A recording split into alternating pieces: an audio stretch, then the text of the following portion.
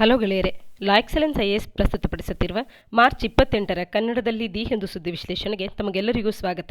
ಇಂದಿನ ಮೊದಲ article Bengal Assam record high turnout in first phase of polls ಅನ್ನೋದಾಗಿದೆ. ಬೆಂಗಾಲ್ ಮತ್ತು ಅಸ್ಸಾಂ ರಾಜ್ಯಗಳಲ್ಲಿ ಈಗ ಅಲ್ಲಿನ ಸ್ಟೇಟ್ ಎಲೆಕ್ಷನ್ಸ್ಗಳು ನಡೀತಾ ಇದೆ. ಇದರಲ್ಲಿ ಮೊದಲ ಒಂದು ಫೇಸ್ ಅನ್ನುವಂಥದ್ದು ನಿನ್ನೆಗೆ ಪೂರ್ಣಗೊಂಡಿದ್ದು, ಈ ಮೊದಲ ಫೇಸ್ನಲ್ಲಿ ರೆಕಾರ್ಡ್ ಹೈ ಟರ್ನ್ಔಟ್ ಅನ್ನುವಂಥದ್ದು ಆಗಿದೆ ಅಂತ ಹೇಳಿ ಈ ಒಂದು ಆರ್ಟಿಕಲ್ ನಮಗೆ ತಿಳಿಸ್ತಾ ಇರ್ತಕ್ಕಂಥದ್ದು.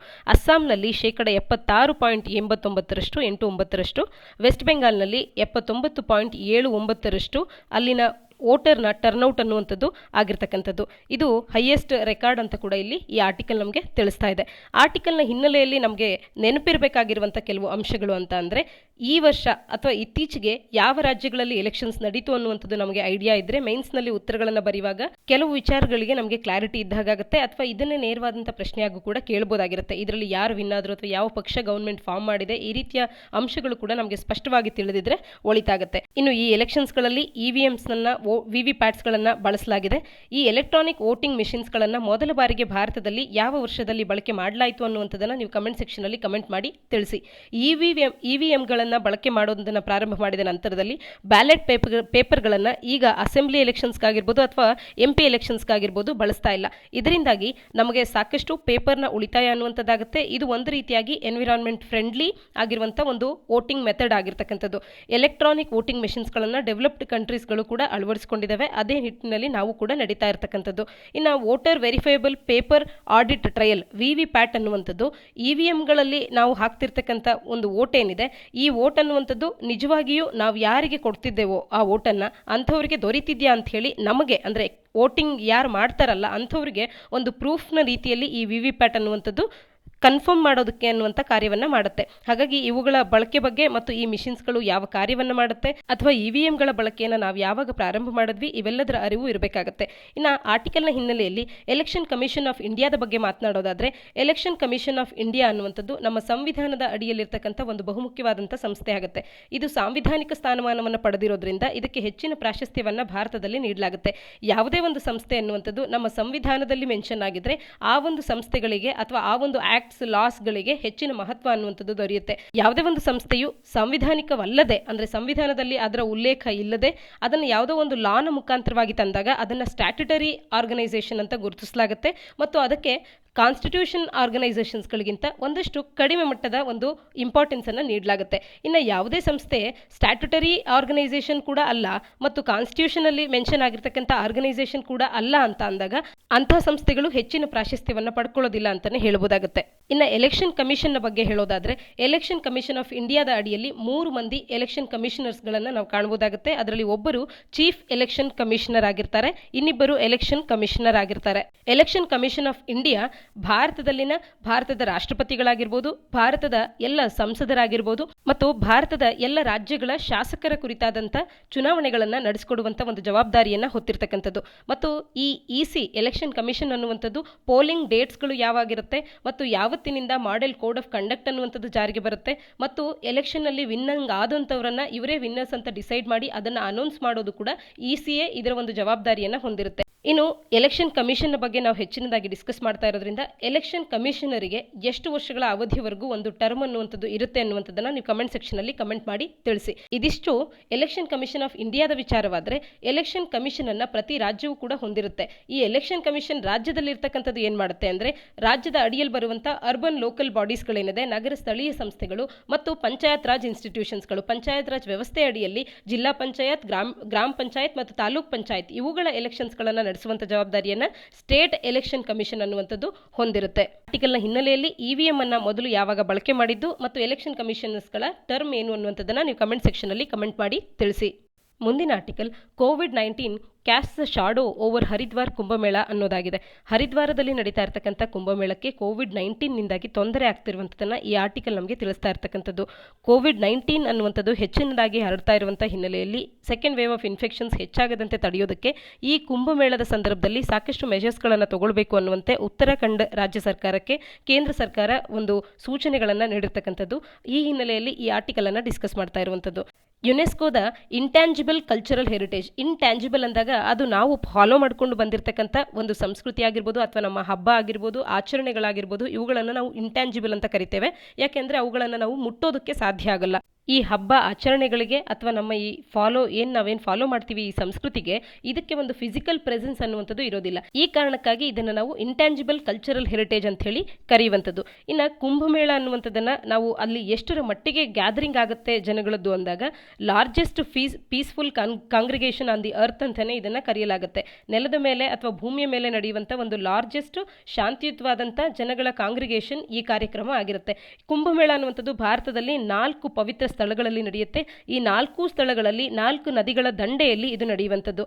ನಾಸಿಕ್ನಲ್ಲಿ ಗೋದಾವರಿ ನದಿಯ ದಂಡೆಯಲ್ಲಿ ನಡೆಯುತ್ತೆ, ಉಜ್ಜಯಿನಿಯಲ್ಲಿ ಶಿಪ್ರಾ ನದಿಯ ದಂಡೆಯಲ್ಲಿ ಈ ಕುಂಭಮೇಳ ನಡೆಯುತ್ತೆ, ಹರಿದ್ವಾರದಲ್ಲಿ ಗಂಗಾ ನದಿಯ ದಂಡೆಯಲ್ಲಿ ಮತ್ತು ಪ್ರಯಾಗ್ರಾಜ್ನಲ್ಲಿ ಗಂಗಾ, ಯಮುನಾ ಮತ್ತು ಇಮ್ಯಾಜಿನರಿ ರಿವರ್ ಆಗಿರುವಂಥ ಸರಸ್ವತಿ, ಈ 3 ನದಿಗಳು ಕನ್ಫ್ಲೂಯೆನ್ಸ್ ಆಗುತ್ತೆ, ಅಂದರೆ ಒಂದಕ್ಕೊಂದು ಸಂಗಮ ಆಗುತ್ತೆ. ಈ ಸ್ಥಳವನ್ನೇ ನಾವು ಪ್ರಯಾಗ್ರಾಜ್ ಅಂತ ಕರಿತೇವೆ. ಇದು ಅಲಹಾಬಾದಿನ ಹತ್ತಿರದಲ್ಲಿ ಇರುವಂಥದ್ದು. ಹಾಗಾಗಿ ಈ 4 ಸ್ಥಳಗಳಲ್ಲಿ ಕುಂಭಮೇಳ ನಡೆಯುವಂಥದ್ದು ನಮಗೆ ಸ್ಪಷ್ಟವಾಗಿ ತಿಳಿದಿರಬೇಕು. ಮತ್ತು ಯಾವ ಯಾವ ಸ್ಥಳಗಳಲ್ಲಿ ಯಾವ ನದಿಯ ದಂಡೆಯಲ್ಲಿ ಈ ಕುಂಭಮೇಳ ನಡೆಯುತ್ತೆ ಅನ್ನುವಂಥದ್ದು. ಕುಂಭಮೇಳವನ್ನು ಪ್ರತಿ 12 ವರ್ಷಕ್ಕೊಮ್ಮೆ ನಡೆಸಲಾಗುತ್ತೆ. 6 ವರ್ಷಗಳಿಗೊಮ್ಮೆ ಕೂಡ ಒಮ್ಮೊಮ್ಮೆ ಕುಂಭಮೇಳ ನಡೆಯುತ್ತೆ. ಅದನ್ನು ನಾವು ಅರ್ಧ ಕುಂಭಮೇಳ ಅಂತ ಕೂಡ ಕರೆಯುವಂಥದ್ದು. ಇನ್ನು ಈ ಬಾರಿ ಹರಿದ್ವಾರದಲ್ಲಿ ನಡೀತಾ ಇರತಕ್ಕಂಥ ಕುಂಭಮೇಳವನ್ನು ನೋಡಿದಾಗ 11 ವರ್ಷಗಳ ನಂತರದಲ್ಲಿ ಈ ರೀತಿಯ ಕುಂಭಮೇಳ ನಡೀತಾ ಇದೆ. ಯಾತಕ್ಕಾಗಿ ಅಂತ ಅಂದರೆ ಕೆಲವೊಂದು ಆಸ್ಪೀಷಿಯಸ್ ಡೇಟ್ಸ್ಗಳು ಬಂದಿರೋದ್ರಿಂದಾಗಿ ಅದು ಕುಂಭಮೇಳ ಅನ್ನುವಂಥದ್ದು ನಮ್ಮ ಹಿಂದೂ ಕ್ಯಾಲೆಂಡರ್ನ ಪ್ರಕಾರವಾಗಿ ಅಡ್ಜಸ್ಟ್ ಆಗ್ತಾ ಹೋಗುತ್ತೆ. ಈ ಕಾರಣಕ್ಕೆ ಈಗ 11 ವರ್ಷಗಳ ನಂತರದಲ್ಲಿ ಹರಿದ್ವಾರದ ಕುಂಭಮೇಳ ಅನ್ನುವಂಥದ್ದು ನಡೀತಾ ಇದೆ. ಆರ್ಟಿಕಲ್ನ ಹಿನ್ನೆಲೆಯಲ್ಲಿ ಇದೊಂದು ಯುನೆಸ್ಕೋ ಇಂಟ್ಯಾಂಜಿಬಲ್ ಕಲ್ಚರಲ್ ಹೆರಿಟೇಜ್ ಅನ್ನುವಂಥದ್ದು ಸ್ಪಷ್ಟವಾಗಿ ತಿಳಿದಿರಲಿ ಪ್ರಿಲಿಮ್ಸ್ ಪರ್ಸ್ಪೆಕ್ಟಿವ್ನಲ್ಲಿ, ಮತ್ತು ಯಾವ ಯಾವ ಸ್ಥಳಗಳಲ್ಲಿ ಯಾವ ನದಿಗಳ ದಂಡೆಗಳಲ್ಲಿ ಈ ಒಂದು ಕುಂಭಮೇಳ ನಡೆಯುತ್ತೆ ಅನ್ನುವಂಥದ್ದು ಕೂಡ ಸ್ಪಷ್ಟವಾಗಿ ತಿಳಿದಿರಲಿ. 4 ಸ್ಥಳಗಳು, ಆ ಊರುಗಳು ಯಾವುದು, ಆಯಾ ನದಿಗಳು ಯಾವುದು ಅನ್ನುವಂಥದ್ದು ನಮಗೆ ಸ್ಪಷ್ಟವಾಗಿ ಗೊತ್ತಿರಬೇಕಾಗತ್ತೆ. ಜೊತೆಗೆ ಭಾರತದಲ್ಲಿ ಇದನ್ನು ಹೊರತುಪಡಿಸಿ ಕೂಡ ಇನ್ನಷ್ಟು ಇಂಟ್ಯಾಂಜಿಬಲ್ ಕಲ್ಚರಲ್ ಹೆರಿಟೇಜಸ್ ಅನ್ನ ನಾವು ಕಾಣ್ಬೋದಾಗುತ್ತೆ. ವೇದಾಸ್ಗಳನ್ನು ಚಾಂಟ್ ಮಾಡುವಂಥದ್ದು ಕೂಡ ಒಂದು ಕಲ್ಚರಲ್ ಹೆರಿಟೇಜೇ ಆಗಿರುತ್ತೆ. ಹಾಗಾಗಿ ಈ ರೀತಿಯ ಇನ್ನುಳಿದಂಥ ಇಂಟ್ಯಾಂಜಿಬಲ್ ಕಲ್ಚರಲ್ ಹೆರಿಟೇಜಸ್ಗಳು ಭಾರತದಲ್ಲಿ ಒಟ್ಟಾರೆ ಎಷ್ಟು ಸಂಖ್ಯೆಯಲ್ಲಿ ಇಂಟ್ಯಾಂಜಿಬಲ್ ಕಲ್ಚರಲ್ ಹೆರಿಟೇಜಸ್ ಅನ್ನು ನಾವು ಕಾಣ್ತೇವೆ ಅನ್ನುವಂಥದ್ದನ್ನು ನೀವು ಕಮೆಂಟ್ ಸೆಕ್ಷನಲ್ಲಿ ಕಮೆಂಟ್ ಮಾಡಿ ತಿಳಿಸಿ. ಮುಂದಿನ article millions depend on Teesta, Hasina tells Modi ಅನ್ನೋದಾಗಿದೆ. ಬಾಂಗ್ಲಾದೇಶದ ಪ್ರಧಾನಮಂತ್ರಿ ಶೇಖ್ ಹಸೀನಾ ಅವರು ಭಾರತದ PM ಮೋದಿ ಅವರಿಗೆ ಭಾರತದ PM ಬಾಂಗ್ಲಾದೇಶಕ್ಕೆ ಭೇಟಿ ನೀಡಿದಂಥ ಸಂದರ್ಭದಲ್ಲಿ ಇಬ್ಬರ ನಡುವೆ ಮಾತುಕತೆ ಆಗುವಂಥ ಸಂದರ್ಭದಲ್ಲಿ ಮಿಲಿಯನ್ಸ್ ಆಫ್ ಪೀಪಲ್ ಅನ್ನುವಂಥವರು ಬಾಂಗ್ಲಾದೇಶದಲ್ಲಿ ಈ ತೀಸ್ತಾ ನದಿಯ ಮೇಲೆ ಡಿಪೆಂಡ್ ಆಗಿದ್ದಾರೆ ಅನ್ನೋದ್ರ ಬಗ್ಗೆ ಇವರಿಗೆ ಮತ್ತೊಮ್ಮೆ ಮನವರಿಕೆ ಮಾಡುವಂಥ ಮಾತುಗಳನ್ನು ಆಡೋದಕ್ಕೆ ಪ್ರಯತ್ನ ಮಾಡಿದ್ದಾರೆ. ವಾಟರ್ ಶೇರಿಂಗ್ ಅಗ್ರಿಮೆಂಟ್ನ ವಿಚಾರದಲ್ಲಿ, ತೀಸ್ತಾ ನದಿಯ ವಿಚಾರದಲ್ಲಿ ಭಾರತ ಮತ್ತು ಬಾಂಗ್ಲಾದೇಶದ ನಡುವೆ ಇನ್ನೂ ಕೂಡ ಈ ಡಿಸ್ಪ್ಯೂಟ್ ಅನ್ನುವಂಥದ್ದು ರೆಸಾಲ್ವ್ ಆಗದೇ ಇರುವಂತೆ ಇನ್ನೂ ಕೂಡ ಉಳಿದಿರ್ತಕ್ಕಂಥದ್ದು. ಈ ಒಂದು ವಾಟರ್ ವಿಚಾರವಾಗಿ ಟಾಕ್ಸ್ಗಳನ್ನು ನಾವು ಕನ್ಕ್ಲೂಡ್ ಮಾಡಬೇಕಾಗುತ್ತೆ. ವಾಟರ್ ಶೇರಿಂಗ್ ಅಗ್ರಿಮೆಂಟ್ ಅನ್ನು ಆದಷ್ಟು ಶೀಘ್ರದಲ್ಲಿ ಕನ್ಕ್ಲೂಡ್ ಮಾಡಬೇಕು ಅಂತ ಹೇಳಿ ಈ ಬೈಲಾಟ್ರಲ್ ಟಾಕ್ಸ್ನಲ್ಲಿ ಅವರು ಡಿಸ್ಕಸ್ ಮಾಡಿರ್ತಕ್ಕಂಥದ್ದು. ಆರ್ಟಿಕಲ್ನ ಹಿನ್ನೆಲೆಯಲ್ಲಿ ತೀಸ್ತಾ ನದಿಯ ಜಿಯೋಗ್ರಫಿಯನ್ನು ಒಮ್ಮೆ ನಾವು ಅರ್ಥ ಮಾಡ್ಕೊಳ್ಳೋದಾದ್ರೆ, ತೀಸ್ತಾ ನದಿಯು ಸಿಕ್ಕಿಂ ರಾಜ್ಯದ ಚುಂತಾಂಗ್ ಅನ್ನುವಂಥ ಒಂದು ಪ್ರದೇಶದಲ್ಲಿ ಪ್ರಾರಂಭ ಆಗುತ್ತೆ, ಅಂದರೆ ಅಲ್ಲಿಂದ ಇದರ ಹುಟ್ಟು ಅನ್ನುವಂಥದ್ದು ಆಗುತ್ತೆ. ತೀಸ್ತಾ ನದಿಯು ಹಿಮಾಲಯಸ್ ಅಲ್ಲಿ ಹುಟ್ಟುವಂಥ ಒಂದು ನದಿಯಾಗಿದೆ. ಸಿಕ್ಕಿಂ ರಾಜ್ಯದಲ್ಲಿ ಇದರ ಹುಟ್ಟು ಆಗುತ್ತೆ. ಇದು ನಂತರದಲ್ಲಿ ವೆಸ್ಟ್ ಬೆಂಗಾಲ್ನಲ್ಲಿ ಹರಿದು ನಂತರದಲ್ಲಿ ಬಾಂಗ್ಲಾದೇಶವನ್ನು ಸೇರುತ್ತೆ. ಇದು ಬ್ರಹ್ಮಪುತ್ರ ನದಿಯ ಒಂದು ಟ್ರಿಬ್ಯೂಟರಿ ಕೂಡ ಹೌದು. ತೀಸ್ತಾ ಬ್ರಹ್ಮಪುತ್ರ ನದಿಯ ಟ್ರಿಬ್ಯೂಟರಿ ಅಂದಾಗ ನಾವು ಅದನ್ನು ಸಹಿ ಅಂತ ಹೇಳಬೇಕಾಗತ್ತೆ. ಇನ್ನು ಬ್ರಹ್ಮಪುತ್ರ ನದಿಯನ್ನು ಬಾಂಗ್ಲಾದೇಶದಲ್ಲಿ ಏನಂತ ಕರೀತಾರೆ ಅನ್ನುವಂಥದ್ದನ್ನು ನೀವು ಕಮೆಂಟ್ ಸೆಕ್ಷನಲ್ಲಿ ಕಮೆಂಟ್ ಮಾಡಿ ತಿಳಿಸಿ. ಇನ್ನು ಭಾರತದಿಂದ ಹುಟ್ಟುವಂಥ ಈ ತೀಸ್ತಾ ನದಿಯು ಭಾರತದಲ್ಲಿ ಎಷ್ಟು ರಾಜ್ಯಗಳನ್ನು ಹಾದು ಹೋಗುತ್ತೆ ಅಂದಾಗ ನಮಗೆ ಸ್ಪಷ್ಟವಾಗಿ ನೆನಪಿರಬೇಕು, ಸಿಕ್ಕಿಂ ಮತ್ತು ವೆಸ್ಟ್ ಬೆಂಗಾಲ್ನಲ್ಲಿ ಈ ತೀಸ್ತಾ ನದಿ ಹಾದು ಹೋಗುತ್ತೆ ಅಂತ ಹೇಳಿ. ಈ ತೀಸ್ತಾ ನದಿಯ ಮೇಲೆ ಕಟ್ಟಲಾಗಿರುವಂಥ Teesta barrage dam upper Padma ಮತ್ತು ಜಮುನಾ ಇದರ ನಡುವೆ ಇರುವಂಥ ಪ್ಲೈನ್ಸ್ಗಳಿಗೆ ಇರಿಗೇಟ್ ಮಾಡೋದಕ್ಕೆ ಕೂಡ, ಅಂದರೆ ಅಲ್ಲಿನ ಜಾಗವನ್ನು ಇರಿಗೇಟ್ ಮಾಡೋದಕ್ಕೆ ಕೂಡ ಈ ತೀಸ್ತಾ ನದಿಯ ವಾಟರ್ಸ್ ಅನ್ನುವಂಥದ್ದು ಬಹಳಷ್ಟು ಪ್ರಾಮುಖ್ಯತೆಯನ್ನು ಪಡೆಯುತ್ತೆ. ಇನ್ನು ವೆಸ್ಟ್ ಬೆಂಗಾಲದ ಸಾಕಷ್ಟು ಭಾಗಗಳು ಈ ತೀಸ್ತಾ ನದಿಯ ನೀರಿನ ಮೇಲೆಯೇ ಡಿಪೆಂಡೆನ್ಸಿಯನ್ನು ಹೊಂದಿರತಕ್ಕಂಥದ್ದು. ಇನ್ನು ಬಾಂಗ್ಲಾದೇಶದಲ್ಲೂ ಕೂಡ ಇದರ ಒಂದು ಫ್ಲಡ್ ಪ್ಲೈನ್ ಏರಿಯಾಸ್ ಅನ್ನುವಂಥದ್ದು ಬಾಂಗ್ಲಾದೇಶದ 70%ಕ್ಕೂ ಹೆಚ್ಚಿನ ಜನಗಳಿಗೆ ಲೈವ್ಲಿಹುಡ್ ಆಪರ್ಚುನಿಟೀಸ್ಗಳನ್ನು ಒದಗಿಸಿಕೊಡುತ್ತೆ. ಈ ಕಾರಣದಿಂದಾಗಿ ಎರಡೂ ರಾಷ್ಟ್ರಗಳಿಗೆ ಇಂಪಾರ್ಟೆಂಟ್ ಆಗುವಂಥ ಈ ಒಂದು ನದಿ ಅಂತ ಅಂದರೆ ಇದು ತೀಸ್ತಾ. ಇದರ ಕುರಿತಂತೆ ಸ್ಪಷ್ಟವಾದಂಥ ಮಾಹಿತಿ ನಮಗೆ ಇರಬೇಕಾಗುತ್ತೆ. ಇದರ ಬಗ್ಗೆ ಯಾವುದೇ ರೀತಿಯಲ್ಲಾದರೂ ಪ್ರಶ್ನೆಗಳನ್ನು ಕೇಳಬಹುದು. ಈಗಾಗಲೇ UPSC ಪರೀಕ್ಷೆಯಲ್ಲಿ ತೀಸ್ತಾ ನದಿಯ ಬಗ್ಗೆ ಒಂದು ಪಾಯಿಂಟನ್ನು ಇನ್ಕ್ಲೂಡ್ ಆಗುವಂಥ ಪ್ರಶ್ನೆ ಅನ್ನುವಂಥದ್ದು UPSC ಪ್ರಿಲಿಮ್ಸ್ನಲ್ಲಿ ಬಂದಿರತಕ್ಕಂಥದ್ದು. ಈ ಹಿನ್ನೆಲೆಯಲ್ಲಿ ಈಗ ಬಾಂಗ್ಲಾದೇಶದ ವಿಸಿಟನ್ನು ಏನು ನಮ್ಮ ಪ್ರಧಾನಮಂತ್ರಿಯವರು ಮಾಡಿದ್ದಾರೆ, ಇಲ್ಲಿ ತೀಸ್ತಾ ವಾಟರ್ಸ್ ಬಗ್ಗೆ ಡಿಸ್ಕಷನ್ ಆಗಿರೋದ್ರಿಂದಾಗಿ ಮತ್ತು ಈ ತೀಸ್ತಾ ನದಿಯ ವಿಚಾರ ಕಳೆದ ಕೆಲವು ವರ್ಷಗಳಿಂದ ಸುದ್ದಿಯಲ್ಲೇ ಇರೋದ್ರಿಂದ ಇದ್ರ ಬಗ್ಗೆ ಸ್ಪಷ್ಟವಾದಂಥ ಮಾಹಿತಿ ಇರಬೇಕಾಗತ್ತೆ. ಮುಂದಿನ article India sends 2 lakh doses of vaccine to UNPKF ಅನ್ನೋದಾಗಿದೆ. ಇದರ ಅಡಿಯಲ್ಲಿ ನಾವು ತಿಳ್ಕೊಳ್ಬೇಕಾಗಿರ್ತಕ್ಕಂಥ ಬಹುಮುಖ್ಯವಾದಂಥ ಕೆಲವು ಅಂಶಗಳು ಅಂತ ಅಂದರೆ, ಭಾರತ ಅನ್ನುವಂಥದ್ದು ಇಡೀ ವಿಶ್ವದ ಫಾರ್ಮಸಿ ಅನ್ನುವಂತೆ ಕಾರ್ಯ ಮಾಡ್ತಾ ಇದೆ. ಈ ಕರೋನಾದ ಟೈಮ್ನಲ್ಲಿ ಇದು ಇನ್ನೂ ಹೆಚ್ಚಿನದಾಗಿ ಎದ್ದು ಕಾಣ್ತಾ ಇರತಕ್ಕಂಥದ್ದು. ಕರೋನಾ ಅನ್ನುವಂಥದ್ದು ಜಗತ್ತನ್ನು ಅಪ್ಪಳಿಸಿದಂಥ ಸಂದರ್ಭದಲ್ಲೂ ಕೂಡ ಹೈಡ್ರಾಕ್ಸಿ ಕ್ಲೋರೋಕ್ವೀನನ್ನು ನಾವು ಬೇರೆ ರಾಷ್ಟ್ರಗಳಿಗೆ US ಅನ್ನು ಒಳಗೊಂಡಂಥ ಬೇರೆ ಬೇರೆ ರಾಷ್ಟ್ರಗಳಿಗೆ ರಫ್ತು ಮಾಡಿದ್ದನ್ನು ಒಳಗೊಂಡಂತೆ ಅದನ್ನು ನೀಡಿದಂಥದ್ದು. ನಂತರದ ದಿನಗಳಲ್ಲಿ PPE ಕಿಟ್ಸ್ಗಳನ್ನೇ ನಾವೇ ಎಕ್ಸ್ಪೋರ್ಟ್ ಮಾಡಿದಂಥದ್ದು. ಈ ರೀತಿಯಾಗಿ ಬೇರೆ ಬೇರೆ ಪ್ಯಾರಾಸಿಟಮೋಲ್ಸ್ಗಳನ್ನು ಎಕ್ಸ್ಪೋರ್ಟ್ ಮಾಡಿದಂಥದ್ದು. ಈ ರೀತಿಯಾಗಿ ಬೇರೆ ಬೇರೆ ರಾಷ್ಟ್ರಗಳಿಗೆ ಕರೋನಾದ ಕುರಿತಂಥ ಮೆಡಿಸಿನ್ಸ್ಗಳನ್ನು ನೀಡಿದ್ದರಿಂದಾಗಿ ಭಾರತ ಒಂದು ರೀತಿ ಇಡೀ ಜಗತ್ತಿಗೆ ಅವಶ್ಯಕವಿದ್ದಂಥ ಸಂದರ್ಭದಲ್ಲಿ ಅವಶ್ಯಕವಾದಂಥ ಪೂರಕವಾಗಬಹುದಾದಂಥ ಒಂದು ವಸ್ತುಗಳನ್ನು ಪೂರೈಸುವಂಥ ಒಂದು ರಾಷ್ಟ್ರ ಅಂತ ಹೇಳಿ ಗುರುತಿಸ್ಕೊಳ್ತು. ಜೊತೆಗೆ ಭಾರತವು ಇಡೀ ಜಗತ್ತಿನ ಫಾರ್ಮಸಿಯ ರೂಪದಲ್ಲಿ ಕಾರ್ಯ ಮಾಡಿತು. ಇದೇ ಹಿನ್ನೆಲೆಯಲ್ಲಿ ಈಗ ವ್ಯಾಕ್ಸಿನ್ನ ವಿಚಾರಕ್ಕೆ ಬಂದಾಗ ಕೂಡ ಭಾರತದ ನೆರೆಹೊರೆಯ ರಾಷ್ಟ್ರಗಳಿಗೆ ಫ್ರೆಂಡ್ಲಿ ರಿಲೇಷನ್ಸ್ಗಳನ್ನು ನಾವು ಹೊಂದಿರೋದ್ರಿಂದಾಗಿ ಈ ಎಲ್ಲ ರಾಷ್ಟ್ರಗಳಿಗೆ ಕೂಡ ಇಷ್ಟಿಷ್ಟು ಡೋಸೇಜಸ್ ಅಂತ ಹೇಳಿ ನಾವು ವ್ಯಾಕ್ಸಿನ್ಸ್ಗಳನ್ನು ಸೆಂಡ್ ಮಾಡ್ತಾ ಇದ್ದೇವೆ. ಇದೇ ಹಿನ್ನೆಲೆಯಲ್ಲಿ ಇಲ್ಲಿ ನಾವು ಯುನೈಟೆಡ್ ನೇಷನ್ ಪೀಸ್ ಕೀಪಿಂಗ್ ಫೋರ್ಸ್ಗೂ ಕೂಡ 2 ಲಕ್ಷ ಡೋಸಸ್ಗಳಷ್ಟು ವ್ಯಾಕ್ಸಿನನ್ನು ಕಳಿಸ್ತಾ ಇರ್ತಕ್ಕಂಥದ್ದನ್ನು ಈ ಆರ್ಟಿಕಲ್ ನಮಗೆ ತೋರಿಸ್ತಾ ಇದೆ.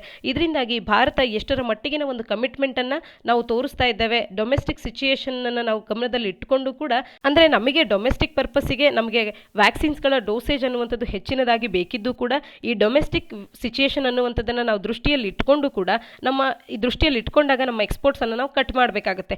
ಆದರೂ ಕೂಡ ನಾವು ಯುನೈಟೆಡ್ ನೇಷನ್ ಪೀಸ್ ಕೀಪಿಂಗ್ ಫೋರ್ಸ್ಗೆ 2 ಲಕ್ಷ ಡೋಸಸ್ನಷ್ಟು ವ್ಯಾಕ್ಸಿನನ್ನು ನೀಡ್ತಾ ಇರ್ತಕ್ಕಂಥದ್ದು. ಭಾರತವು ಈ ಕರೋನಾದ ವಿರುದ್ಧವಾಗಿ ಏನು ಹೋರಾಡ್ತಾ ಇದೆ ಇದನ್ನು ಕೊನೆಗಾಣಿಸುವಲ್ಲಿ ಈ ಒಂದು ಫೈಟ್ನಲ್ಲಿ ಭಾರತ ಎಷ್ಟರ ಮಟ್ಟಿಗೆ ಸನ್ನದ್ಧವಾಗಿ ಬೇರೆ ರಾಷ್ಟ್ರಗಳಿಗೂ ಕೂಡ ಮತ್ತು ಈ ರೀತಿಯ ಪೀಸ್ ಕೀಪಿಂಗ್ ಫೋರ್ಸಸ್ಗಳಿಗಾಗಿರ್ಬೋದು ಒಟ್ಟಾರೆ ಜಾಗತಿಕವಾಗಿ ಕರೋನಾ ಮುಕ್ತವಾದಂಥ ಒಂದು ಜಗತ್ತನ್ನು ನಿರ್ಮಾಣ ಮಾಡೋದ್ರಲ್ಲಿ ಭಾರತ ಎಷ್ಟರ ಮಟ್ಟಿಗೆ ಕೊಡುಗೆಯನ್ನು ನೀಡ್ತಾ ಇದೆ ಅನ್ನುವಂಥದ್ದನ್ನು ಈ ಆರ್ಟಿಕಲ್ ನಮಗೆ ತಿಳಿಸ್ತಾ ಇದೆ. ಈ ಒಂದು ಅಂಶವನ್ನು ಕೂಡ ನಾವು ನಮ್ಮ ಉತ್ತರಗಳಲ್ಲಿ ಬಳಸ್ಕೊಳ್ಬೋದಾಗುತ್ತೆ. ಮುಂದಿನ article Covovax trial begins launch by September ಅಂತ ಹೇಳಿ ಇಲ್ಲಿ ಆಧಾರ್ ಪೂನಾವಾಲಾ ಅನ್ನುವಂಥ ಸೀರಮ್ ಇನ್ಸ್ಟಿಟ್ಯೂಟ್ ಆಫ್ ಇಂಡಿಯಾದ CEO ಅವರು ತಿಳಿಸ್ತಾ ಇದ್ದಾರೆ. ಇಲ್ಲಿ ಕೋವೋವ್ಯಾಕ್ಸ್ ಅನ್ನುವಂಥ ಒಂದು ವ್ಯಾಕ್ಸಿನ್ ಬಗ್ಗೆ ಮಾತನಾಡಲಾಗ್ತಾ ಇದೆ. ಈ ಒಂದು ವ್ಯಾಕ್ಸಿನ್ನ ಲಾಂಚ್ ಅನ್ನುವಂಥದ್ದು ಸೆಪ್ಟೆಂಬರ್ನಷ್ಟೊತ್ತಿಗೆ ಆಗುತ್ತೆ ಅನ್ನುವಂಥದ್ದು ಈ ಆರ್ಟಿಕಲ್ ನಮಗೆ ತಿಳಿಸ್ತಾ ಇರುವಂಥ ಅಂಶ. US ಬೇಸ್ಡ್ ವ್ಯಾಕ್ಸಿನ್ ಮೇಕರ್ ಆಗಿರುವಂಥ ನೋವಾವ್ಯಾಕ್ಸ್ ಅನ್ನುವಂಥ ಒಂದು ಸಂಸ್ಥೆ ಭಾರತದ ಪುಣೆಯಲ್ಲಿರ್ತಕ್ಕಂಥ ಸೀರಮ್ ಇನ್ಸ್ಟಿಟ್ಯೂಟ್ ಆಫ್ ಇಂಡಿಯಾದೊಟ್ಟಿಗೆ ಒಂದು ಲೈಸೆನ್ಸ್ ಅಗ್ರಿಮೆಂಟನ್ನು ಅನೌನ್ಸ್ ಮಾಡಿದ್ದು, ಈ ಮುಖಾಂತರವಾಗಿ ಕಮರ್ಷಿಯಲೈಸೇಷನ್ ಆಫ್ NVX CoV 2373 ಈ ಒಂದು ವ್ಯಾಕ್ಸಿನಿನ ಡೆವಲಪ್ಮೆಂಟ್ ಆಗಿರ್ಬೋದು, ಕಮರ್ಷಿಯಲೈಸೇಷನ್ ಆಗಿರ್ಬೋದು, ಈ ಅಂಶಗಳನ್ನು ಈ ಒಂದು ಲೈಸೆನ್ಸ್ ಅಗ್ರಿಮೆಂಟ್ ಅನ್ನುವಂಥದ್ದು ಹೊಂದಿದೆ. COVID-19 vaccine candidate ಇದಾಗಿರ್ತಕ್ಕಂಥದ್ದು.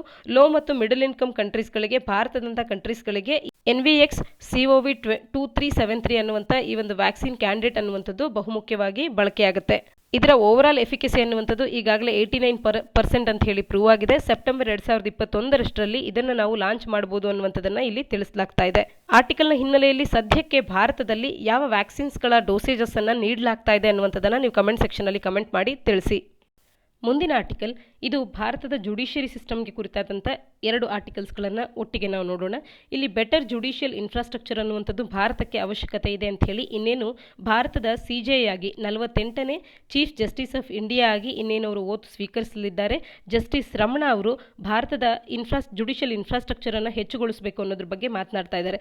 ಬಾಂಬೆ ಮತ್ತು ಗೋವಾದ ಹೈಕೋರ್ಟಿನ ಬಿಲ್ಡಿಂಗನ್ನು ಇನಾಗ್ರೇಟ್ ಮಾಡುವಂಥ ಸಂದರ್ಭದಲ್ಲಿ ಕ್ರಿಟಿಕ್ಸ್ಗಳು ಕೇಳಿದಂಥ ಒಂದು ಪ್ರಶ್ನೆಗೆ, ಅಂದರೆ ಹೈಯರ್ ಕೋರ್ಟ್ಸ್ಗಳು ತಮಗೆ ಎಲ್ಲ ಇನ್ಫ್ರಾಸ್ಟ್ರಕ್ಚರ್ಗೆ ಅಂತ ಮೀಸಲಿಡುವಂಥ ಎಲ್ಲ ಮನಿಯನ್ನು ಹೈಯರ್ ಕೋರ್ಟ್ಸ್ಗಳೇ ಬಳಕೆ ಮಾಡ್ಕೊಂಡು ಸಬಾರ್ಡಿನೇಟ್ ಕೋರ್ಟ್ಸ್ಗಳ ಇನ್ಫ್ರಾಸ್ಟ್ರಕ್ಚರ್ ಅನ್ನುವಂಥದ್ದು ಡೆವಲಪ್ ಆಗದೇ ಇರುವಂತೆ ಮಾಡ್ತಾ ಇದ್ದಾರೆ ಅಂತ ಕೇಳಿದಂಥ ಒಂದು ಪ್ರಶ್ನೆಗೆ, ಸಬಾರ್ಡಿನೇಟ್ ಕೋರ್ಟ್ಸ್ಗಳಷ್ಟೇ ಅಲ್ಲ, ಭಾರತದಲ್ಲಿರ್ತಕ್ಕಂಥ ಎಲ್ಲ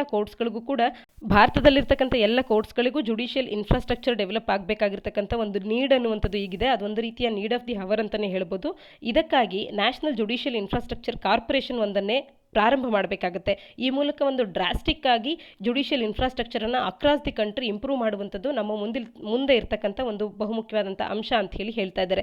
ಇದರ ಮುಖಾಂತರವಾಗಿ ಮಚ್ ನೀಡೆಡ್ ಯೂನಿಫಾರ್ಮಿಟಿಯನ್ನು ಮತ್ತು ಸ್ಟ್ಯಾಂಡರ್ಡೈಸೇಷನನ್ನು ಭಾರತದ ಜುಡಿಷಿಯಲ್ ಸಿಸ್ಟಮ್ನ ಅಡಿಯಲ್ಲಿ ತರಬಹುದಾಗುತ್ತೆ. ಜುಡಿಷಿಯಲ್ ಇನ್ಫ್ರಾಸ್ಟ್ರಕ್ಚರ್ ಅನ್ನುವಂಥದ್ದು ಎಲ್ಲ ಜಾಗದಲ್ಲೂ ಭಾರತದಲ್ಲಿ ಯೂನಿಫಾರ್ಮ್ ಆಗಿ ಇರುವಂತೆ ನೋಡ್ಕೊಳ್ಬೋದಾಗುತ್ತೆ. ಇದರಿಂದಾಗಿ ಜುಡಿಷಿಯಲ್ ಇನ್ಫ್ರಾಸ್ಟ್ರಕ್ಚರ್ನಲ್ಲಿ ಒಂದು ರೆವಲ್ಯೂಷನನ್ನೇ ನಾವು ಸೃಷ್ಟಿ ಮಾಡ್ಬೋದು ಅನ್ನುವಂಥದ್ದು ಇವರ ಒಂದು ಅಭಿಪ್ರಾಯ ಆಗಿರ್ತಕ್ಕಂಥದ್ದು. ಜುಡಿಷಿಯಲ್ ಇನ್ಫ್ರಾಸ್ಟ್ರಕ್ಚರ್ ಅನ್ನುವಂಥದ್ದು ಅನ್ನುವಂಥದ್ದು ಎಲ್ಲರಿಗೂ ಕೂಡ ಈಕ್ವಲ್ ಮತ್ತು ಫ್ರೀ ಆಕ್ಸೆಸ್ ಟು ಜಸ್ಟಿಸ್ ಅನ್ನು ನೀಡುವಲ್ಲಿ ಬಹುಮುಖ್ಯವಾದಂಥ ಒಂದು ಅಂಶ ಆಗುತ್ತೆ. ಎಫಿಷಿಯೆಂಟ್ ಆಗಿ ನಾವು ಇನ್ಫ್ರಾಸ್ಟ್ರಕ್ಚರ್ನ ನೀಡಿದ್ದೇ ಆದರೆ ಇದರ ಮುಖಾಂತರವಾಗಿ free and equal access of justice ಅನ್ನು ಕೂಡ ನಾವು ನೀಡಿದಾಗುತ್ತೆ. ಈ ಕಾರಣದಿಂದಾಗಿ barrier free and citizen friendly environment ಅನ್ನುವಂಥದ್ದು ನಮ್ಮಲ್ಲಿ ಕ್ರಿಯೇಟ್ ಆಗಬೇಕು. ಹಾಗಾಗಿ ಭಾರತದಲ್ಲಿ ನ್ಯಾಷನಲ್ ಜುಡಿಷಿಯಲ್ ಇನ್ಫ್ರಾಸ್ಟ್ರಕ್ಚರ್ ಕಾರ್ಪೊರೇಷನ್ನ ಅವಶ್ಯಕತೆ ಇದೆ. ಒಟ್ಟಾರೆ ಜುಡಿಷಿಯಲ್ ಇನ್ಫ್ರಾಸ್ಟ್ರಕ್ಚರ್ ಅನ್ನುವಂಥದ್ದು ಬೆಟರ್ಮೆಂಟ್ ಅನ್ನುವಂಥದ್ದು ಭಾರತದಲ್ಲಿ ಆಗಬೇಕಾಗಿದೆ ಅನ್ನುವಂಥದ್ದು ಇವರ ಒಟ್ಟಾರೆ ಒಂದು ಅಭಿಪ್ರಾಯ. ನಮಗೆ ಇಲ್ಲಿ ಪ್ರಿಲಿಮ್ಸ್ ಪರ್ಸ್ಪೆಕ್ಟಿವ್ನಲ್ಲಿ ಅಥವಾ KPSC ಯಾವುದೇ ಪರೀಕ್ಷೆಗಳಲ್ಲಿ ಇಂಪಾರ್ಟೆಂಟ್ ಆಗುವಂಥದ್ದು ಜಸ್ಟಿಸ್ NV ರಮಣ ಅವರು ಇತ್ತೀಚೆಗೆ ಯಾರು ನಮ್ಮ 48th CJI ಆಗಿ ಆಯ್ಕೆಯಾದರು ಅಂತ ಹೇಳಿ ಮುಂಬರುವಂಥ ದಿನಗಳಲ್ಲಿ KPSC ಪರೀಕ್ಷೆಗಳಲ್ಲಿ ಕೇಳಬಹುದಾಗಿರುತ್ತೆ. ಹಾಗೆ ಜಸ್ಟಿಸ್ NV ರಮಣ ಅವರು ಚೀಫ್ ಜಸ್ಟಿಸ್ ಆಫ್ ಇಂಡಿಯಾ, ಎಷ್ಟನೇ ಚೀಫ್ ಜಸ್ಟಿಸ್ ಅಂದಾಗ 48th chief justice of India ಅನ್ನುವಂಥದ್ದು ಗೊತ್ತಿರಲಿ. ಮುಂದಿನ ದಿನಗಳಲ್ಲಿ ಕಾದು ನೋಡಬೇಕಾಗುತ್ತೆ ನ್ಯಾಷನಲ್ ಜುಡಿಷಿಯಲ್ ಇನ್ಫ್ರಾಸ್ಟ್ರಕ್ಚರ್ ಕಾರ್ಪೊರೇಷನ್ ಅನ್ನುವಂಥದ್ದು ಏನಾದರೂ ಜಾರಿಗೆ ಬರುತ್ತಾ ಅಂತ ಹೇಳಿ. ಇನ್ನು ಮತ್ತೊಂದು ಆರ್ಟಿಕಲ್ನಲ್ಲಿ trolling of judges is unfair ಅಂತ ಹೇಳಿ ರವಿಶಂಕರ್ ಪ್ರಸಾದ್ ಅವರು ತಿಳಿಸ್ತಾ ಇರ್ತಕ್ಕಂಥದ್ದು. ವೆಸ್ಟೆಡ್ ಇಂಟ್ರೆಸ್ಟ್ಗಳಿಂದಾಗಿ ಜಸ್ಟಿಸನ್ನು ಅಡ್ಮಿನಿಸ್ಟರ್ ಮಾಡುವಂಥದ್ದು ಡಿಫಿಕಲ್ಟ್ ಆಗ್ತಾ ಇದೆ ಅನ್ನುವಂಥದ್ದನ್ನು ಈ ಆರ್ಟಿಕಲ್ ನಮಗೆ ತಿಳಿಸ್ತಾ ಇದೆ. ಈ ಆರ್ಟಿಕಲ್ನಲ್ಲಿ CJI ಬೋಬ್ಡೆ ಅವರು ಇದರ ಬಗ್ಗೆ ಮಾತನಾಡಿದ್ದಾರೆ. ಇಲ್ಲಿ union law minister Ravishankar Prasad ಅವರು ಸ್ಯಾಟರ್ಡೆ ಹೇಳಿರ್ತಕ್ಕಂಥದ್ದು ಗೌರ್ಮೆಂಟ್ ಕೂಡ ಸೋಷಿಯಲ್ ಮೀಡಿಯಾದ ಈ ಕ್ಯಾಂಪೇನ್ಸ್ಗಳೇನಿದೆ ಜಸ್ಟಿಸ್ಗಳ ವಿರುದ್ಧವಾಗಿ ನಡೀತಾ ಇರ್ತಕ್ಕಂಥದ್ದು ಇದರ ಬಗ್ಗೆ ಕನ್ಸರ್ನ್ಡ್ ಆಗಿದೆ. ಹಾಗಾಗಿ ಜುಡಿಷಿಯರಿಗೆ ಯಾವುದೇ ಒಂದು ಒಪಿನಿಯನ್ ಅನ್ನು ಜುಡಿಷಿಯರಿ ನೀಡಿದೆ ಅಂತ ಅಂದರೆ ಅದರ ವಿರುದ್ಧವಾಗಿ ಆ ಒಂದು ಜುಡಿಷಿಯರಿಯಲ್ಲಿ ಬಂದಿರತಕ್ಕಂಥ ಆರ್ಡರ್ ಸರಿ ಇಲ್ಲ ಅಂತ ಹೇಳಿ ಅದರ ವಿರುದ್ಧವಾಗಿ ನೀವು ನಿಮ್ಮ ವಾಯ್ಸನ್ನು ರೈಸ್ ಮಾಡುವಂಥದ್ದು ಅಥವಾ ಕ್ರಿಟಿಸೈಸ್ ಮಾಡುವಂಥ ಅಧಿಕಾರ ಭಾರತದ ಎಲ್ಲ ಪ್ರಜೆಗಳಿಗೂ ಇದೆ. ಆದರೆ ಯಾರೋ ಒಬ್ಬ ಆ ಜಡ್ಜ್ ಯಾರಿದ್ದಾರೆ ಆ ಒಂದು ತೀರ್ಪನ್ನು ನೀಡಿರ್ತಕ್ಕಂಥವ್ರು ಆ ಜಡ್ಜ್ನ ವಿರುದ್ಧವಾಗಿ ಸೋಷಿಯಲ್ ಮೀಡಿಯಾದಲ್ಲಿ ಆತನ ವಿರುದ್ಧವಾಗಿ ಹರಿಹಾಯುವಂಥದ್ದು ಆತನನ್ನು ಟ್ರೋಲ್ ಮಾಡುವಂಥದ್ದು ಇಟ್ ಈಸ್ ಅನ್ಫೇರ್ ಅಂತ ಹೇಳಿ ಹರಿಶಂಕರ್ ಪ್ರಸಾದ್ ಅವರು ತಿಳಿಸ್ತಾ ಇರ್ತಕ್ಕಂಥದ್ದು. ಇಲ್ಲಿ ನಾವು ಕೂಡ ತಿಳ್ಕೊಳ್ಬೇಕಾಗಿರುವಂಥದ್ದು ಅಥವಾ ನಾವು ಉತ್ತರಗಳನ್ನು ಬರೆಯುವಾಗ ನಮಗೆ ಸ್ಪಷ್ಟವಾಗಿ ಗೊತ್ತಾಗಬೇಕಾಗಿರುವಂಥ ಅಂಶ ಏನು ಅಂತ ಅಂದರೆ ನಾವು ಭಾರತದ ನ್ಯಾಯಾಂಗ ವ್ಯವಸ್ಥೆ ಅಡಿಯಲ್ಲಿ ಬಂದಿರತಕ್ಕಂಥ ಯಾವುದೋ ಒಂದು ತೀರ್ಪನ್ನು ಅದಕ್ಕೆ ನಮ್ಮ ಒಪಿನಿಯನ್ ಅನ್ನು ಹೇಳ್ಬೋದೇ ಹೊರತು ಆ ತೀರ್ಪನ್ನು ನೀಡಿರುವಂಥ ವ್ಯಕ್ತಿಯ ಬಗ್ಗೆ ಅಥವಾ ಇನ್ ಪರ್ಸನ್ ಆಗಿ ಅವರನ್ನು ಟ್ರೋಲ್ ಮಾಡುವಂಥದ್ದು ಅವರ ಬಗ್ಗೆ ಮಾತನಾಡುವಂಥ ಕಾರ್ಯವನ್ನು ಮಾಡುವಂಥದ್ದು ತಪ್ಪಾಗುತ್ತೆ ಅಂತ ಹೇಳಿ. ಮುಂದಿನ ಆರ್ಟಿಕಲ್ನಲ್ಲಿ ಚೈನಾ ಇರಾನ್ ಸೈನ್ ಅ 25 year ಸ್ಟ್ರಾಟಜಿಕ್ ಪ್ಯಾಕ್ಟ್ ಅನ್ನುವಂಥದ್ದನ್ನು ನಾವು ನೋಡೋಣ. ಇರಾನ್ ಭಾರತಕ್ಕೂ ಕೂಡ ಒಂದು ಮಿತ್ರ ರಾಷ್ಟ್ರವಾಗಿ ಇತ್ತೀಚಿನ ದಿನಗಳಲ್ಲಿ ಕಾಣಿಸ್ಕೊಂಡಿದ್ದಂಥದ್ದು. ಕಳೆದ ಒಂದಷ್ಟು ವರ್ಷಗಳಿಂದ ಇರಾನ್ ಮತ್ತು ನಾವು ಚಾಬಹಾರ್ ಪೋರ್ಟ್ನ ವಿಚಾರದಲ್ಲಾಗಿರ್ಬೋದು ಭಾರತ ಮತ್ತು ಇರಾನ್ನ ನಡುವಿನ ಸಂಬಂಧಗಳು ವೃದ್ಧಿಗೊಂಡಿದ್ದಂಥದ್ದು. ಆದರೆ ಈಗ ಚೈನಾಕ್ಕೆ ಇರಾನ್ ಅನ್ನುವಂಥದ್ದು ಹತ್ತಿರ ಆಗ್ತಾ ಇದೆ. 25 ವರ್ಷಗಳ ಒಂದು ಸ್ಟ್ರಾಟಜಿಕ್ ಪ್ಯಾಕ್ಟನ್ನು ಚೈನಾ ಸಹಿ ಆಗ್ತಾ ಇರುವಂಥದ್ದು. ಇನ್ನು ಈ ಒಂದು ಅಗ್ರಿಮೆಂಟ್ ಅನ್ನುವಂಥದ್ದು ಪೊಲಿಟಿಕಲ್, ಸ್ಟ್ರಾಟಜಿಕ್ ಮತ್ತು ಎಕನಾಮಿಕ್ ಕಾಂಪೊನೆಂಟ್ಸ್ಗಳನ್ನು ಒಳಗೊಂಡಿದೆ. ಇದರಿಂದಾಗಿ ಎರಡೂ ರಾಷ್ಟ್ರಗಳ ನಡುವಿನ ಕೋಆಪರೇಷನ್ ಅನ್ನುವಂಥದ್ದು ಡೀಪನ್ ಆಗುತ್ತೆ ಅನ್ನುವಂಥದ್ದನ್ನು ಈ ಆರ್ಟಿಕಲ್ ತೋರಿಸ್ತಾ ಇದೆ. ಇಲ್ಲಿ ಮುಖ್ಯವಾಗಿ US ಅನ್ನುವಂಥದ್ದು joint comprehensive plan of action JCPOA ಈ ಒಂದು ಅಗ್ರಿಮೆಂಟ್ ಏನಿತ್ತು ಇದರಿಂದ ಏಕಪಕ್ಷೀಯವಾಗಿ ಹೊರಬಂದಿದ್ದಂಥದ್ದು ಟ್ರಂಪ್ ಅವರ ಆಡಳಿತದ ಅಡಿಯಲ್ಲಿ. ಇದರಿಂದಾಗಿ ಇರಾನ್ ಅನ್ನುವಂಥದ್ದು ಬೇಸತ್ತು, ಇರಾನ್ಗೆ ಸಾಕಷ್ಟು ನಷ್ಟವೂ ಕೂಡ ಆಯಿತು. ಇದರ ನಂತರದಲ್ಲಿ ಇರಾನ್ ತನ್ನ ನ್ಯೂಕ್ಲಿಯರ್ ಪ್ರಾಜೆಕ್ಟ್ನ ಕಡೆ ಮತ್ತೊಮ್ಮೆ ಗಮನ ಹರಿಸಿತು. ಈ ಕಾರಣದಿಂದಾಗಿ ಇರಾನ್ನ ಮೇಲಿನ ಸ್ಯಾಂಕ್ಷನ್ಸ್ಗಳನ್ನು US ಮತ್ತೆ ಕಂಟಿನ್ಯೂ ಮಾಡಿದಂಥದ್ದು. ಇದರಿಂದಾಗಿ ಇರಾನಿಗೆ ಫಿನಾನ್ಷಿಯಲ್ ಲಾಸಸ್ ಕೂಡ ಆಗಿದೆ. ಫಿನಾನ್ಷಿಯಲ್ ಪ್ರಾಬ್ಲಮ್ಸ್ಗಳನ್ನು ಇರಾನ್ ಫೇಸ್ ಮಾಡಬೇಕಾಗಿ ಬಂತು.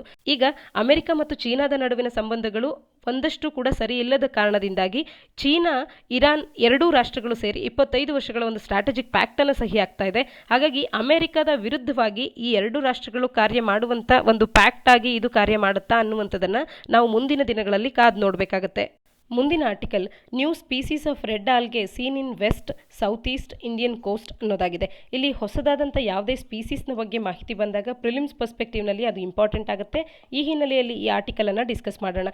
ಇಲ್ಲಿ ರೆಡ್ ಆಲ್ಗೆಯಲ್ಲಿ ಕಡಿಮೆ ಅಂದರೂ 61 ಸ್ಪೀಸೀಸ್ನಷ್ಟು ಸ್ಪೀಸೀಸ್ಗಳನ್ನು ಗುರುತಿಸಲಾಗಿದೆ. ಈಗ 2 ನ್ಯೂ ಸ್ಪೀಸೀಸ್ಗಳ ಆಫ್ ಸೀವೀಡನ್ನು ಕಂಡುಹಿಡಿಯಲಾಗಿರ್ತಕ್ಕಂಥದ್ದು. ಸೆಂಟ್ರಲ್ ಯೂನಿವರ್ಸಿಟಿ ಆಫ್ ಪಂಜಾಬ್ನವರು ಹಿಪ್ನಿಯಾ ಇಂಡಿಕಾ ಅಂತ ಹೇಳಿ ಒಂದಕ್ಕೆ ಹೆಸರಿಟ್ಟಿದ್ದಾರೆ. ಆಫ್ಟರ್ ಇಂಡಿಯಾ ಅಂದರೆ ಇಂಡಿಯಾದ ಹೆಸರಿನ ನಂತರದಲ್ಲಿ ಇಂಡಿಕಾ ಅನ್ನುವಂಥ ಹೆಸರು ಇದಕ್ಕೆ ಬಂದಿದೆ. ಮತ್ತೊಂದು ಹಿಪ್ನಿಯಾ ಬುಲಾಟಾ ಅನ್ನುವಂಥ ಹೆಸರನ್ನು ಇಡಲಾಗಿದೆ. ಬುಲಾಟಾ ಯಾತಕ್ಕೆ ಅಂತ ಅಂದರೆ ಬ್ಲಿಸ್ಟರ್ ಲೈಕ್ ಮಾರ್ಕ್ಸ್ಗಳನ್ನು ಇದರ ಬಾಡಿ ಮೇಲೆ ಇದು ಹೊಂದಿರೋದ್ರಿಂದಾಗಿ ಬುಲಾಟಾ ಅನ್ನುವಂಥ ಹೆಸರನ್ನು ಇಲ್ಲಿ ನೀಡಿರ್ತಕ್ಕಂಥದ್ದು. ಜೀನಸ್ ಹಿಪ್ನಿಯಾ ಅನ್ನುವಂಥದ್ದು ಕ್ಯಾಲ್ಕೇರಿಯಸ್ ಎರೆಕ್ಟ್ ಬ್ರಾಂಚ್ಡ್ ರೆಡ್ ಸೀವೀಡ್ಸ್ಗಳನ್ನು ಹೊಂದಿರುತ್ತೆ. ಇದರ ಜೊತೆಗೆ ಈಗ ಮತ್ತಷ್ಟು ಸ್ಪೀಸೀಸ್ಗಳು ಆ್ಯಡ್ ಆಗಿರ್ತಕ್ಕಂಥದ್ದು. ಅವು ಎಲ್ಲಿ ಕಾಣಸಿಗುತ್ತೆ ಅಂತ ಅಂದಾಗ inter tidal regions of the ಕೋಸ್ಟ್ನ ಜಾಗದಲ್ಲಿ ಇಂಟರ್ ಟೈಡಲ್ ರೀಜನ್ಸ್ ಎಲ್ಲಿದೆಯೋ ಅಲ್ಲಿ ಇವು ಕಾಣಸಿಗುತ್ತೆ. ಈ ಏರಿಯಾ ಅನ್ನುವಂಥದ್ದು ಡ್ಯೂರಿಂಗ್ ಹೈ ಟೈಡ್ನಲ್ಲಿ ಸಬ್ಮರ್ಜ್ ಆಗಿರುವಂಥ ಏರಿಯಾದಲ್ಲಿ ಮತ್ತು ಲೋ ಟೈಡ್ಸ್ನ ಸಂದರ್ಭದಲ್ಲಿ ಎಕ್ಸ್ಪೋಸ್ ಆಗಿರುವಂಥ ಏರಿಯಾಸ್ಗಳಲ್ಲಿ ಇವುಗಳು ಕಾಣಸಿಗುತ್ತೆ. ಈ ಹೊಸ ಸ್ಪೀಸೀಸ್ಗಳ ಡಿಸ್ಕವರಿ ಜರ್ನಲ್ ಬೊಟಾನಿಕಾ ಮರೀನಾ ಅನ್ನುವಂಥ ಜರ್ನಲ್ನಲ್ಲಿ ಬಂದಿರತಕ್ಕಂಥದ್ದು. ನ್ಯೂ ಸ್ಪೀಸೀಸ್ ಆಫ್ ರೆಡ್ ಆಲ್ಗೆಯನ್ನು ಭಾರತದ ಸೆಂಟ್ರಲ್ ಯೂನಿವರ್ಸಿಟಿ ಆಫ್ ಪಂಜಾಬ್ನವರು ಕಂಡುಹಿಡಿದಿದ್ದಾರೆ. ಅದಕ್ಕೆ ಹಿಪ್ನಿಯಾ ಇಂಡಿಕಾ, ಹಿಪ್ನಿಯಾ ಬುಲಾಟಾ ಅನ್ನುವಂಥ ಹೆಸರನ್ನು ನೀಡಲಾಗಿದೆ. Indica is after India. ಇವು ಎಲ್ಲಿ ಕಾಣಸಿಗುತ್ತೆ ಅಂದರೆ west and south east Indian ಕೋಸ್ಟ್ನಲ್ಲಿ, ಅದರಲ್ಲೂ ಕೂಡ ಇಂಟರ್ಟೈಡಲ್ ರೀಜನ್ಸ್ ಆಫ್ ದಿ ಕೋಸ್ಟ್ನಲ್ಲಿ ಇವು ಹೆಚ್ಚಿನದಾಗಿ ಬೆಳೆಯುವಂಥದ್ದು. ಇದಿಷ್ಟು ನಮಗೆ ಸ್ಪಷ್ಟವಾಗಿ ತಿಳಿದಿರಲಿ, ಪ್ರಿಲಿಮ್ಸ್ ಪರ್ಸ್ಪೆಕ್ಟಿವ್ನಲ್ಲಿ ಹೆಲ್ಪ್ ಆಗುತ್ತೆ. ಒಂದು ಕಡೆ ನೋಟ್ ಡೌನ್ ಮಾಡ್ಕೊಳ್ಳಿ. ಇದಿಷ್ಟು ಇಂದಿನ ಸುದ್ದಿ ವಿಶ್ಲೇಷಣೆಯಾಗಿದೆ. ನಾವು ಕೇಳಿರ್ತಕ್ಕಂಥ ಪ್ರಶ್ನೆಗಳಿಗೆ ಕಮೆಂಟ್ ಸೆಕ್ಷನಲ್ಲಿ ತಪ್ಪದೆ ಉತ್ತರಗಳನ್ನು ನೀಡಿ, ಆಗ ಹೆಚ್ಚಿನ ವಿಡಿಯೋಸ್ಗಳನ್ನು ಮಾಡೋದಕ್ಕೆ ನಮಗೂ ಕೂಡ ಆಸಕ್ತಿ ಹೆಚ್ಚಾಗುತ್ತೆ. ನಾಳಿನ ಸುದ್ದಿ ವಿಶ್ಲೇಷಣೆಯೊಂದಿಗೆ ಮತ್ತೆ ಸಿಗೋಣ. ಧನ್ಯವಾದ.